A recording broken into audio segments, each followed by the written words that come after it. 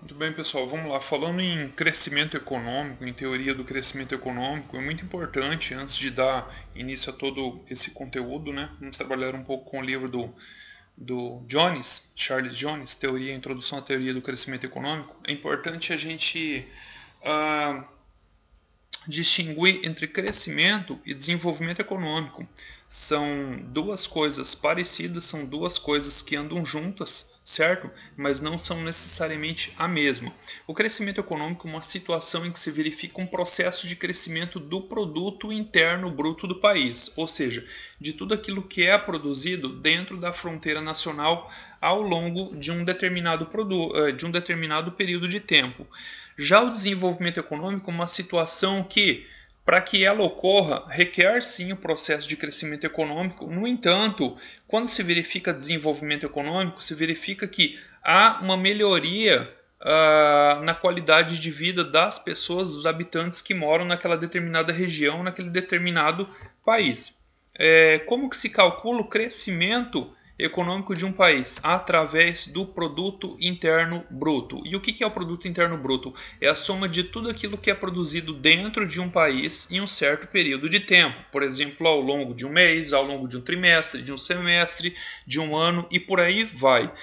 Um detalhe muito importante que devemos enfatizar aqui é que só entra no cálculo do PIB o produto final, o serviço final, o intermediário não entra. Ou seja, quando você vai comprar um pão, entenda que aquele pão ele entra sim no cálculo do PIB. Porém, os demais ingredientes utilizados, como principalmente a farinha que compõe este pão, pelo fato da farinha ser um insumo intermediário e não um bem de consumo final, ela não é considerada no cálculo do PIB. Existem alguns fatores que influenciam sim a variação, o crescimento do PIB ao longo do tempo. O primeiro deles que devemos falar é o consumo da população. Ora, se a população aumenta, obviamente que o consumo, uma vez mais que o número de pessoas é maior em relação ao período anterior, obviamente que o consumo vai acompanhar proporcionalmente ao crescimento populacional. Mas essas pessoas consomem o quê? Ora, consomem aquilo que é produzido na economia. Então, o consumo das pessoas faz com que aumente a produção por bens e serviços, a demanda por bens e serviços, e assim aumentará também o PIB dessa economia. Tá? Investimentos em empresas também faz com que o PIB aumente. Por quê? Porque as empresas geralmente investem em capital produtivo, como por exemplo máquinas, elas investem em estrutura física e de uma forma geral elas demandam esses produtos que foram produzidos. Por exemplo, a máquina utilizada, a estrutura física, né, os metais, o concreto utilizado nessa estrutura física.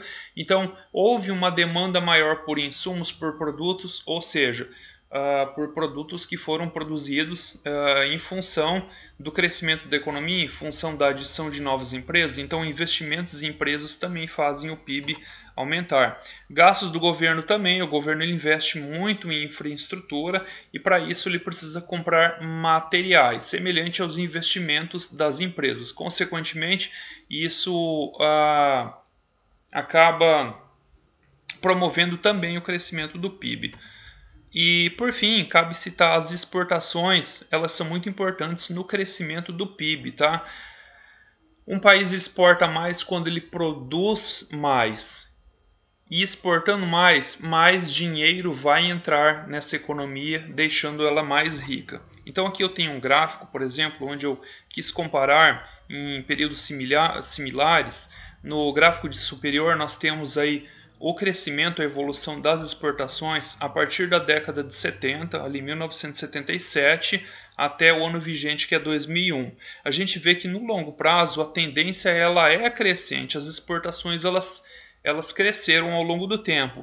E embaixo nós vemos um gráfico do PIB aqui do Brasil, também para o mesmo período, 1977 até o ano de 2020, ano vigente. E a gente vê que esse PIB ele vai aumentando.